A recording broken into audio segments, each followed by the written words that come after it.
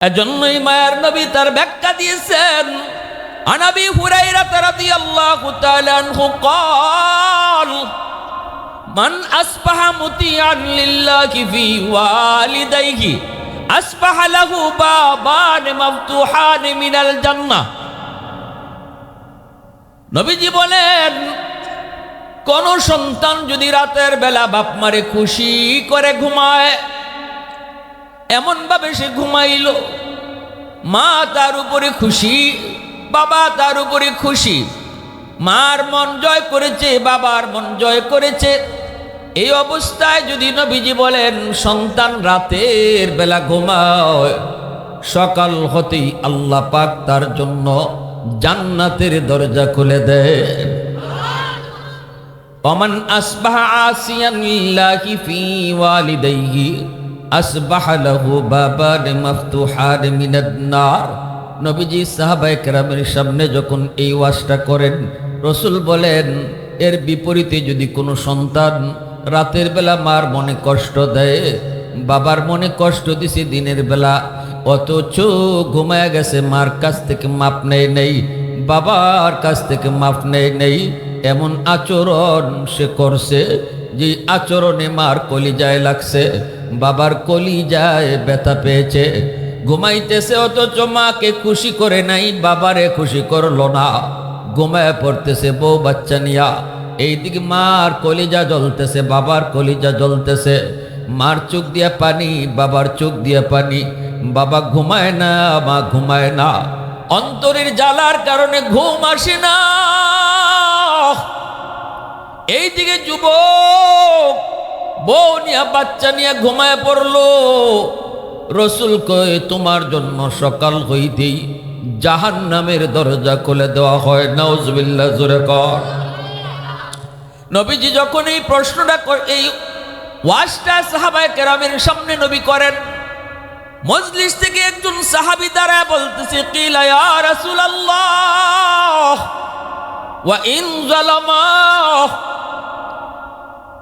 সাহাবী বলতেছে, নবী গো, এত কঠিন ওয়াজ আপনি করলেন, এতে করে বোঝা যায় যদি কোনো সন্তান বাপ মার কলিজায় ব্যথা দিয়া ওই রাত্রে ঘুমায়, আর যদি ওই রাত্রি তার জীবনের মরণ হয়, এই রাত্রি যদি তার রাত শেষ রাত হয়, তাহলে তার জীবনের যত নেক আমল, চাই সে যত বড় হাজি হোক, যত বড় গাজী হোক, যত বড় নামাজি হোক, যত বড় তসবিওয়ালা হোক, ওই রাত্রি যদি তার মরণ হয়, যেই রাত্রে বাপ মার কলিজায় ব্যথা ছিল, অথবা বাবার কলিজায় ব্যথা, মার কলিজায় ব্যথা, খুশি করে নাই, এই রাত্রে যদি তার মরণ হয়, কোনো আমল তারে জান্নাতে নিতে পারবে না, কারণ সকাল হতেই যেহেতু তার জাহান্নামের দরজা খোলা, মরতে দেরি, জাহান্নামে যাইতে দেরি হবে না।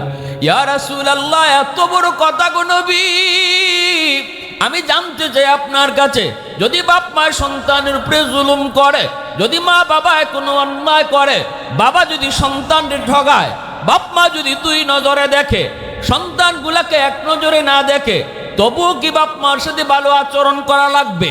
আল্লাহ নবীকে যখন এই প্রশ্ন করা হয়, যেই প্রশ্নটা অনেকে আমাদেরকেও করে, তখন আল্লাহ নবী যে জবাব দিয়েছিলেন, ও যুবক, দিলটা নরম করে কথাগুলি বুঝো। আমার নবী জবাব দিয়েছিলেন, ওয়া ইন যালামা ওয়া ইন যালামা ওয়া ইন যালামা। রাসূল তিনবার বলছেন, যদি বাপ মা জুলুম করে, বাপ মা যদি জুলুম করে, বাপ মা যদি জুলুম করে, তবুও সন্তান বাপ মার সাথে জুলুম করতে পারবে না, মার সাথে বাবার সাথে ভালো আচরণ করা লাগবে। জোরে বলি আল্লাহু আকবার। মুসলমানের আওয়াজে আল্লাহু আকবার। দ্বীনের নবী, আমার আপনার নবী, দরদি নবী জবাবটা শোনায় দিছেন, গোটা উম্মতকেও নবী জবাব শোনায় দিছেন। আমাদেরকেও যদি কেউ এমন প্রশ্ন করে, তখন নবীর হাদিসটা শোনায় দেই। আমি বলি, ভাই, এর জবাব আমরা দিব না, জবাব রহমতের নবী দিয়া গেছে। সুবহানাল্লাহ। প্রশ্ন করতে পারেন, তাহলে হুজুর, মা বাবা যে এই অন্যায় করলো, বাপ মা যে অন্যায়টা করলো, মা যে অন্যায় করলো, বাবা যে অন্যায় করলো, দুই নজরে সন্তানকে দেখলো, অথচ সব সন্তানকে এক নজরে দেখার কথা। এটা কি অন্যায় হয় নাই? অবশ্যই অন্যায় হয়েছে, অবশ্যই বাপ মা জুলুম করেছে, কিন্তু এর বিচার দুনিয়াতে সন্তানে করবে না, এর বিচার হবে আল্লাহর আদালতে।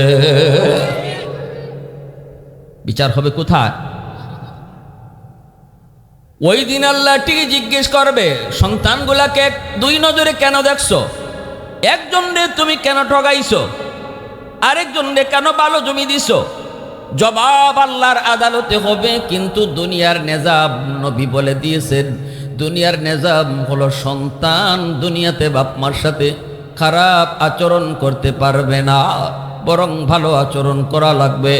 বাপ মারে খাওয়াইতে হবে, বাপ মার সাথে সুন্দর কথা বলতে হবে, আঘাত দিয়া ধমক দিয়া গালি দিয়া কথা বলতে পারবে না।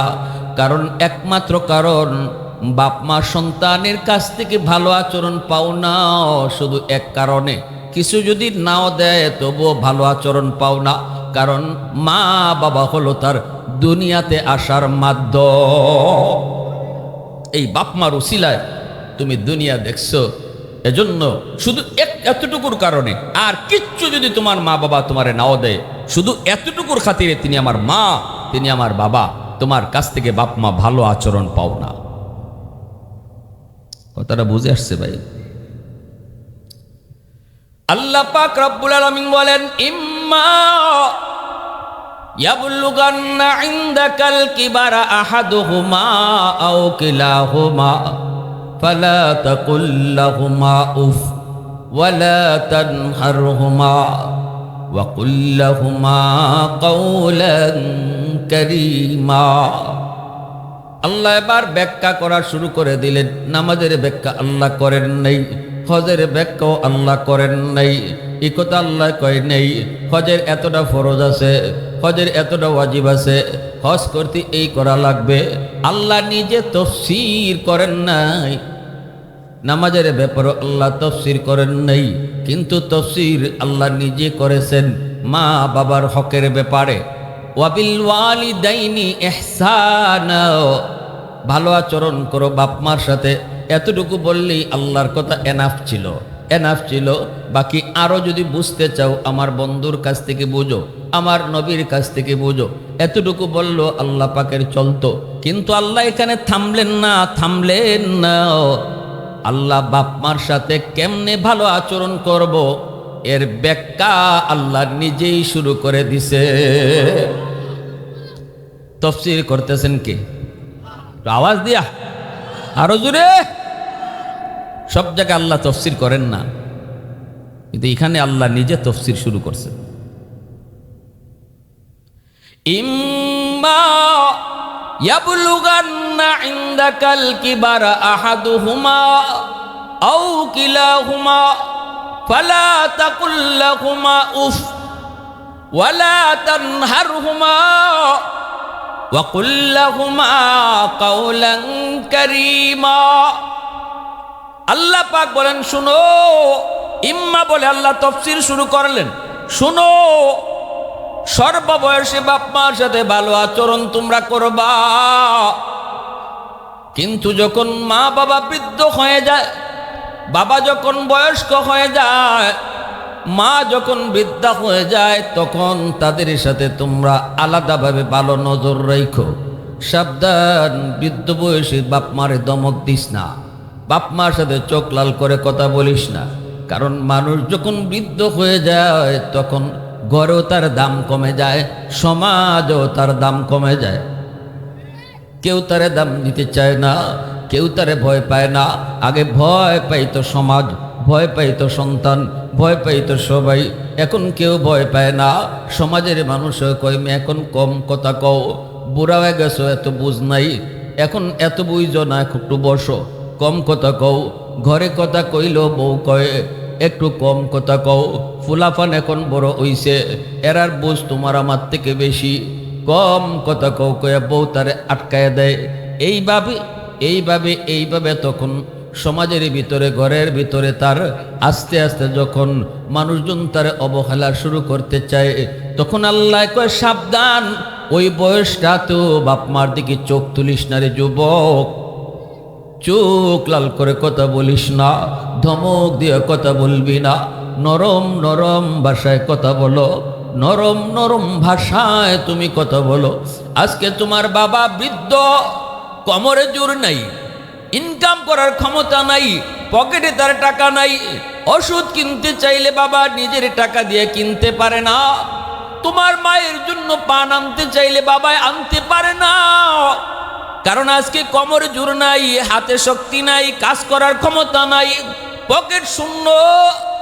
নিজের ঔষধ আনতে গেল তুমি সন্তানের কাছে চায়, মা পানের জন্য সন্তানকে কয়া দেয় বাবা পান শেষ, পান নাই নো, বাবা কয় বাবা বাজান রে গ্যাস্ট্রিকের ট্যাবলেট শেষ, গ্যাস্ট্রিকের ট্যাবলেট নিয়ে আইসো। এই বয়সে আল্লাহ পাক রব্বুল আলামিন কয় বাবার এমন কিছু আবদার তোমার কাছে থাকতে পারে যে আবদারটা পূরণ করার ক্ষমতা তোমার নাই, হয়তো বা তোমার পকেটে তখন টাকা নাই, তবুও বাবায় কয়ে দিছে এটা আইনো। টাকা নাই বিদায় চোখ লাল করবি না রে যুবক। আল্লাহু আকবার, জোরে বলেন। আল্লাহ কয় চোখ লাল করবি না, ধমক দিও না, ধমক দিও না, এমন কোন আচরণ কইরো না যে আচরণে মায় উফ কয়, বাবায় উফ কয়, অথবা বাবার কথা শুই না তুমি উফ। তোমরার জ্বালায় আর বাসি না, খালি এটা লাগবো ওটা লাগবো। আল্লাহ পাক কেমনে তফসির করাটা করছে, আমরা যেমন মুখ দিয়ে কই উফ আহ উহ আহ, আল্লাহ কয় বাপ মার সাথে জীবনে কোনোদিন উহ আ শব্দটাও কইর না।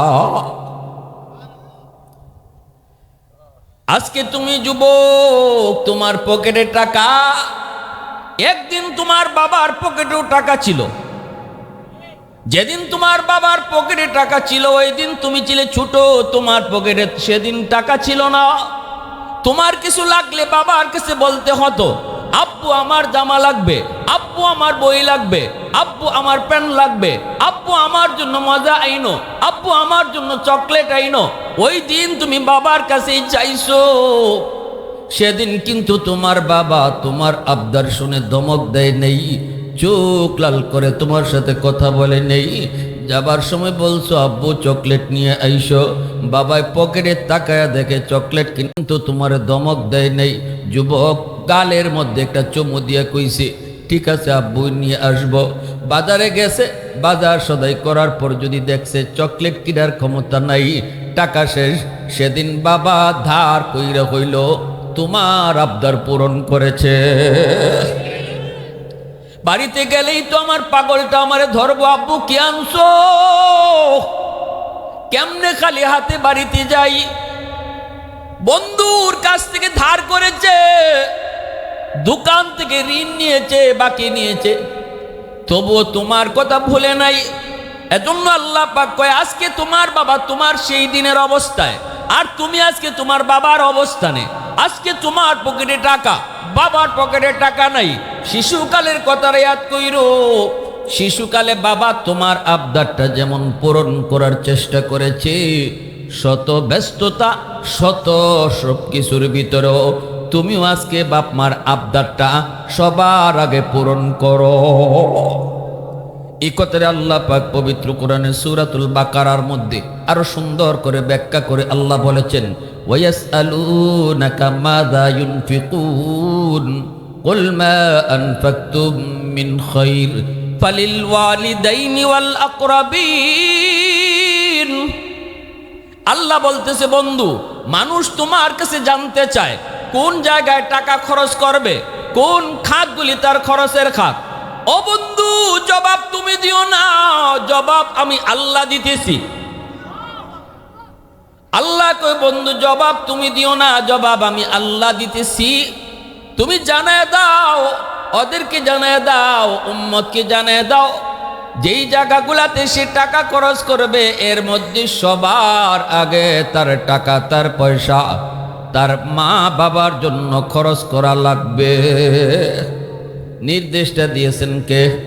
একটু আওয়াজ দিয়ে বলেন কে? আমার বেতনের টাকা সবার আগে খরচ করব বাপ মার জন্য, আমার দোকানের লাভের টাকা খরচ করব সবার আগে বাপ মার জন্য, আমার পকেটে যখনই টাকা আসবে তখনই খরচ করার আগে আল্লাহ বলতেছেন নিজের জন্য আগে নয়, বউ বাচ্চার জন্য আগে নয়, না বন্ধু বান্ধবীর জন্য আগে নয়, সবার আগে তোমার টাকা তোমার পয়সা খরচ হবে বাপমার জন্য, বাপমার জন্য। দেখো বাবার কি প্রয়োজন, দেখো তোমার মায়ের কি প্রয়োজন, বাবার ঔষধ আছে না নাই, মার ওষুধ আছে না নাই, শীতের কাপড়ের প্রয়োজন নিজেরটা আগে নয়, বউয়েরটাও আগে নয়, সন্তানেরটাও আগে নয়, শীতের কাপড়ের প্রয়োজন সবার আগে বাবারটা কিনো, মার শীতের কাপড় কিনো। সিদ্ধান্তটা আমারও নয়, আপনারও নয়, কোনো এমপিরও নয়, কোনো নেতারও নয়, এই সিদ্ধান্ত হলো আমার আপনার মালিক। তিনি কে? আরেকটু জোরে, তিনি কে? তাহলে এবার বলুন, আমার কথা বুঝে থাকলে বলুন, ঔষধের প্রয়োজন সবার। আপনারও ওষুধ লাগবে, আপনার বউয়েরও ওষুধ লাগবে, আপনার সন্তানেরও ওষুধ লাগবে, আপনার মারও ওষুধ লাগবে। এবার আপনি বাজারে গেছেন, একজনের ওষুধ কিনা যাবে, বাকি জনের কিনা যাবে না, পকেটে এরকম টাকা নাই। এখন বলুন কারটা আগে কিনবেন, নিজেরটা আগে কিনবেন না মারটা আগে? সন্তানেরটা আগে নাকি মায়েরটা আগে? সিদ্ধান্ত কার? সামনে শীত আইতেছে না, শীতের কাপড় আগে কিনে নেবেন নিজের লাগি না বাপমার লাগি? যুবক সবাই কথা কয় না, বুঝি না। আপনারা আমার কথা বুঝেন তো? ভাই এটা এটা তুলে ফেলেন, পর্দাটা খুলে ফেলেন, আওয়াজ কমান, এদিক দিয়া কমান। লা ইলাহা ইল্লাল্লাহ সবাই। আর কথা, বাপ মার দোয়া থাকলে আল্লাহ পাক অ্যাক্সিডেন্ট থেকে বাঁচায়, এমনকি বাপ মার দোয়া থাকলে আল্লাহ পাক মরণের আগে আগে মক্কা মদিনা জিয়ারত করায়। আর যদি কোনো সন্তান বাপ মার কলিজায় ব্যথা দেয়, নবীজি বলেন একমাত্র কবিরা গুনাহ, যেই গুনাহটা আল্লাহ দুনিয়াতে নগদ শাস্তি দেয়, সেটা হলো উকুকুল ওয়ালিদাইন, ফাইন্নাহু ইউআজ্জালু লিসাহিবিহি ক্বাবলাল মামাত। মৌতের আগে আগে বাপ মার সাথে যেই সন্তান খারাপ আচরণ করবে, মরণের আগে আগে আল্লাহ তার নগদ শাস্তি দিবে দুনিয়াত। একমাত্র কবিরা গুনাহ, যেই গুনাহটার শাস্তি আল্লাহ দুনিয়াতে নগদ দেয়, যেই সন্তানে মা বাবারে খাওয়ায় না, বাপ মারে আলগা কইরা দেয়, মার সাথে খারাপ আচরণ করে।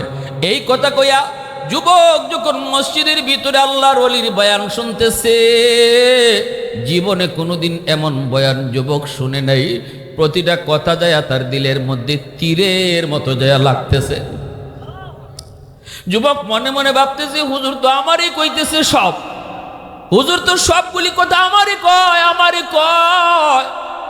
চোখ থেকে দর দর করে পানি ফালায় আর কান্দে, কয় মালিক তুমি আমার একটু সুযোগ দিবাইনি, আমি নামাজটা শেষ কইরা ঘরে যাইমু না, সুজা গ্রামে যাইমু, যাই আমার আব্বা আম্মারে আমি খুশি করবো।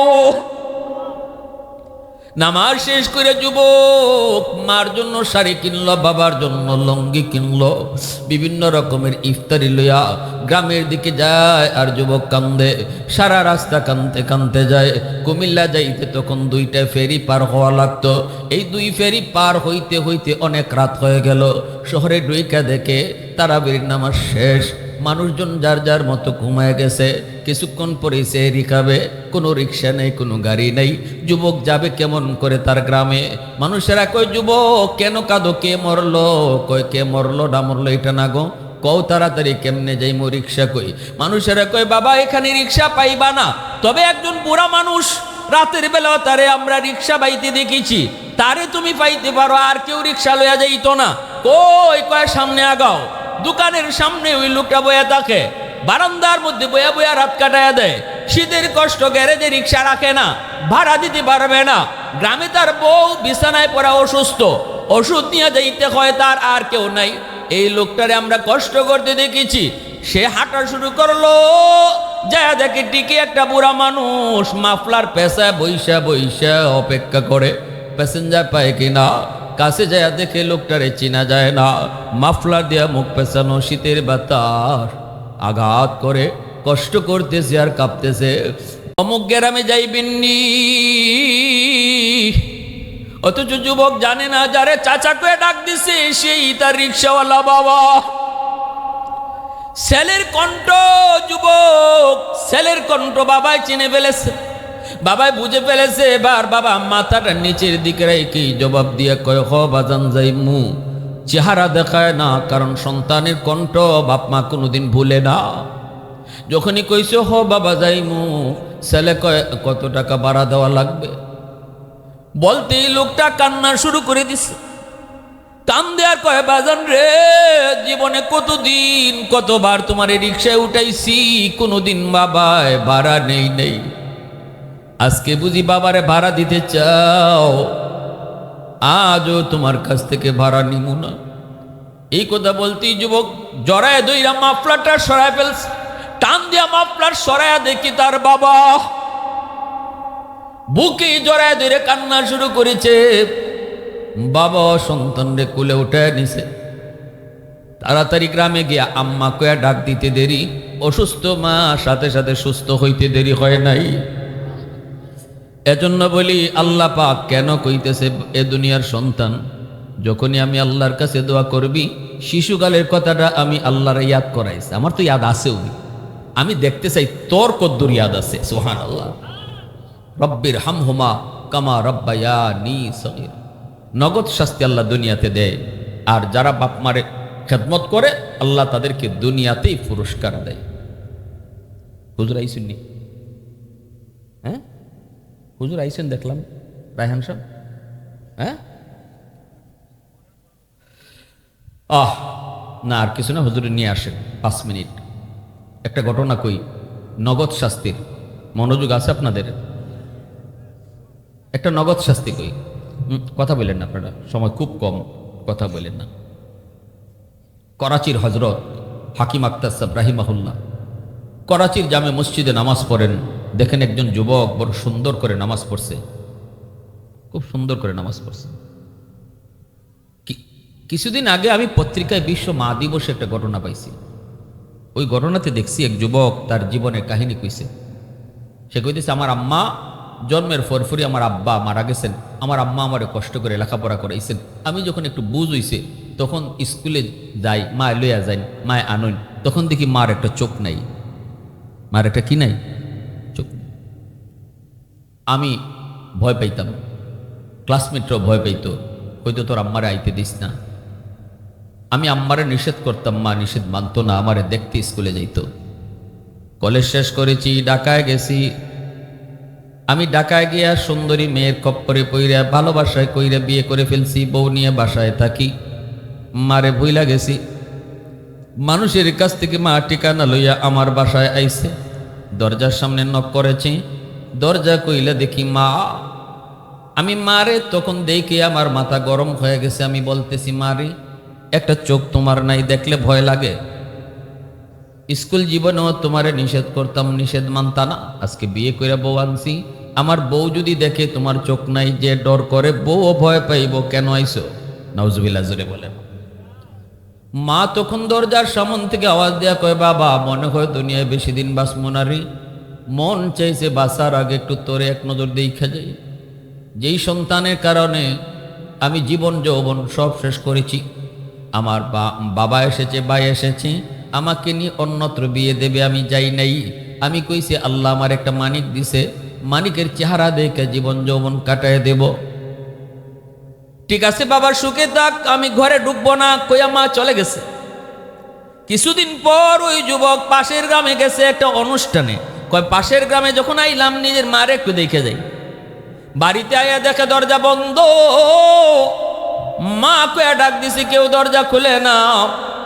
একটা মেয়ে দরজাটা খুলছে। দরজাটা খোলার পর কইতেছে, আম্মা কই? মেয়েটাই কয়, আপনি এই বাড়ির সাহেব? কয় হ। কয় আপনার আম্মা 100 না 5 নিয়ে আসুন। আপনার আম্মা 1 সপ্তাহ আগে দুনিয়া থেকে বিদায় হয়েছেন। যাবার আগে আমার কাছে একটা চিঠি লিখে গেছেন, আর বলছেন কোনদিন যদি আপনি আসেন যেন চিঠিটা দেই। এই নেন মার হাতের চিঠি। যুবক চিঠিটা খুইলা দেখে মায় লেখছে, বাজান রে কোন দিন মার খোঁজ নিতে গ্রামে আইবা জানি না, তবে মরার আগে মা একটা কথা তোমারে জানায় যাই, যেটা জীবনে কোনো দিন মায় তোমারে কই নেই। মার একটা চোখ আসলো না বিদায় তুমি ভয় পাইতে, ঘৃণা করতে, কিন্তু কোনোদিন জিজ্ঞেস করো নাই মাগো চোখটা তোমার কি হইছে। শিশুকালে তোমার টাইফয়েড জ্বর হয়েছে, ডাক্তারের কাছে নেছি, ডাক্তার কয় তোমার একটা চোখ নষ্ট হয়ে গেছে, এই চোখটা উঠায় যদি আর একটা চোখ এখানে লাগানো না হয় তোমার দুটো চোখ নষ্ট হয়ে যাবে। ওই দিন আমি ডাক্তারকে বলেছিলাম, ডাক্তার আমি মার দুটা চোখ লাগলে নিয়ে যাও, তবু আমার সন্তানের চোখ বাঁচাও। ওই দিন মার চোখ নিয়ে তোমার চোখ বাঁচানো হয়েছে রে বাজান। তোমার যে চোখ, এই চোখটাই হলো মার চোখ। ওই সময় সন্তান বিছানায় না, সন্তান মাটিতে পড়ে গড়াগড়ি করে কান্দে। এজন্য বলি যুবক ভালো করে মনে রাখো, যতদিন বাপ মা দুনিয়াতে আছে বাপ মার সেবা করো, বাপ মার দোয়া নেও। যেই সন্তান মা বাবার দোয়া নিয়ে রাস্তাঘাটে চলবো, বিপদ আপদ থেকে আল্লাহ হেফাজত করব। এই যে লাইট লাগাইলাছে, এই লাইট জ্বলবে না যতক্ষণ পাওয়ার হাউস থেকে লাইন ওকে না করব, ঠিক না নি? লাইট লাগাইলে কি জ্বলে? লাইন ওকে করতে লাগবে। আমার আপনার জীবনে আল্লাহ লাইট লাগাই দিছে, জ্বালায় দেয় নাই। জ্বালানোর জন্য আল্লাহ কইছে লাইন করো, লাইন ওকে করো। পাওয়ার হাউস হলো তোমার জীবনের মা।